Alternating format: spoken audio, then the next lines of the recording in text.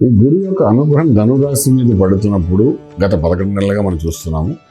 ఒక పక్క ధనురాశి మీద గురు యొక్క అనుగ్రహం ఉన్న, రెండో పక్క అర్ధాష్టమి శని యొక్క ప్రభావము ఒక పక్క బాధ పెడుతూ ఉన్నప్పటికీ కూడా గురుడు మాత్రం ఇంకొక 4 రోజులు ఇప్పుడు మనం మాట్లాడుకుంటూ మే 1వ తారీఖు ఇంకో 4 రోజులు అంటే జూన్ 1వ తారీఖు 2వ తారీఖు కల్లా గురు యొక్క దృష్టి మారిపోతుంది. ఎప్పుడైతే గురు దృష్టి మారిపోతుంది, గురు అనుగ్రహం తగ్గుతుందో అప్పుడు ఏంటంటే చూసారా, మన క్లాస్లో టీచర్ లేకపోతే పిల్లలందరూ అల్లరి చేయడం మొదలు పెడతారు. టీచర్ లేకపోతే క్లాస్ లీడర్ ఒకటి అల్లరి చేస్తాడు, తర్వాత మిగిలిన వాళ్ళు మిత్రులు ఒకరు కొట్టుకోవడాలు అల్లరి చేయడం స్కూల్లో చూస్తుంటాం. టీచర్ రాగానే మనకు ఆనందం.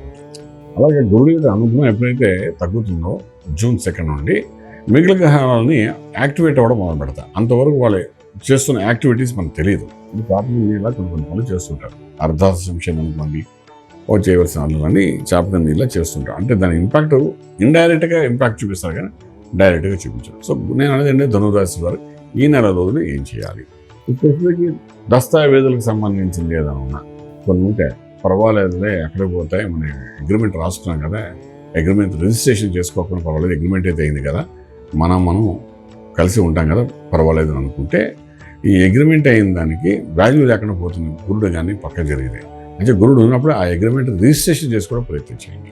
ఏ చిన్న ఇష్యూ అయినా దాన్ని పెద్దగా భావించి దానికి ఒక అథెంటిక్గా మనది అని చెప్పడం చేయడం ప్రయత్నం చేయండి.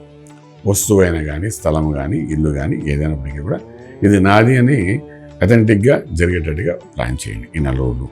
అలాగే మీరు చేసే వ్యాపారాలు చూద్దాం.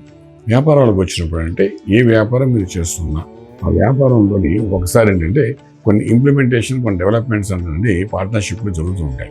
దాని పేపర్ మీద రాయరు, అనుకుంటే పర్వాలేదు చేసేద్దాం. ఫర్ ఎగ్జాంపుల్ ఓ turnover 1000 tons turnover చేద్దామని అనుకున్న దాన్ని ఓ 15 మంది చేస్తే ఏముంది, మన దగ్గర మిషన్ ఉంది కదా అని అనుకుంటారు. ఏదో ఒక టర్న్ ఓవర్ నుంచి అది మాట వరుస అనుకుని అది చేసేస్తారు. కానీ అలా మాట వరుసగా అనుకున్న కూడా పేపర్లో పెట్టడం ప్రయత్నించారు. అలాగే సంతకాలు పెడతారు చెక్స్ మీద, మనం ఏమైనా పెండింగ్ ఉన్నాయా అన్నది క్లారిటీగా చెక్ చేసుకోండి. ఇవేంటంటే మనం తెలియకుండా మన సంతకాలు పెట్టిన గురుడు వెళ్ళిపోయిన తర్వాత పెట్టిన చెక్స్ మీద కొన్ని ఇబ్బందులు పడే అవకాశం ఉంటుంది. అవన్నీ కరెక్షన్ చేసుకోవడం ప్రయత్నం చేయండి. ఓకే, అలాగే మనకు రావాల్సిన ధనం మీద కాన్సన్ట్రేట్ చేయండి. ఫలానా చూడడం వస్తుంది అంటే దాన్ని ఎలా తీసుకురావాలనే ప్రయత్నం చేయండి. లేకపోతే ఆ ధనం గురుడు మారిన తర్వాత రావడం కొంచెం కష్టంగానే ఉంటుంది. ఓకే, 4వ పాయింట్.